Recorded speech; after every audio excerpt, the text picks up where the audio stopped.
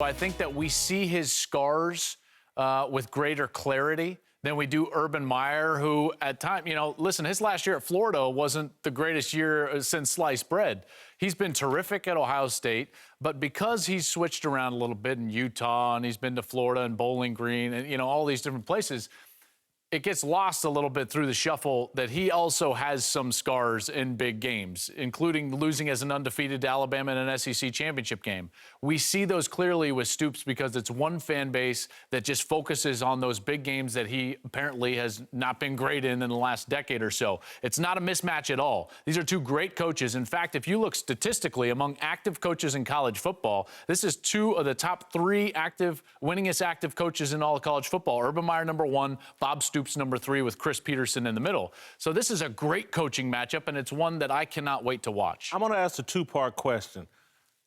Bob Stoops gets the advantage. He got to play Tom Herman, former Ohio State OC. He's seen the Ohio State offense. The second part of this question is Tom Herman, is he going to be rooting for Ohio State in this game? No.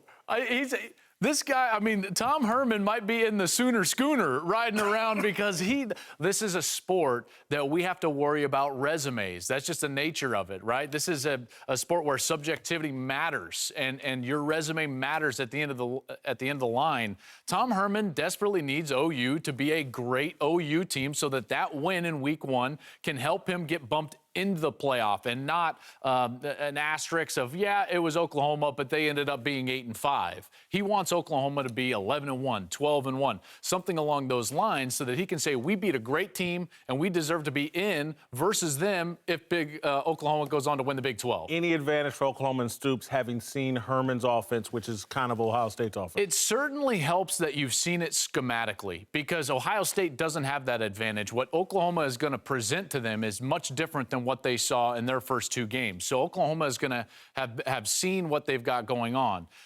The one thing that I don't think is going to help is that they didn't have any success. If I'm Bob Stoops, I'm going to point to all the mistakes that were made against Houston because Houston didn't just line up and beat Oklahoma. They won on the scoreboard, but there were some trick plays. There was the kick six on the field goal attempt. So I'm going to let my defense know that, hey, you held Houston to under 3 yards per rush. You guys played well enough to win the game probably. And if you do the same thing against Ohio State, I think that you'll have a great chance to win.